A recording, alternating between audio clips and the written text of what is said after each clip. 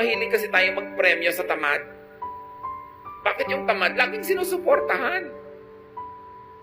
Tapos yung masipag ang pinaparusahan, sa kanya ipinapasan ang lahat ng gastusin ng mga tamad. Ito ang turo sa Biblia. Hindi ka nagtatrabaho, die. Liban nila ikay sobrang tanda na, sobrang bata pa, o sobrang may sakit. But if you're able-bodied, you should feed yourself at least. Hindi mo dapat inaasa sa iba ang kakainin mo. Diba? May mga ganong magulang naman. Kung sino yung masipag, pinarurusahan. Yung tamad, pinipremyuhan. Hindi yun biblical. Pag nakaranas siyang magutom at kumalaman si Kura, magtatrabaho.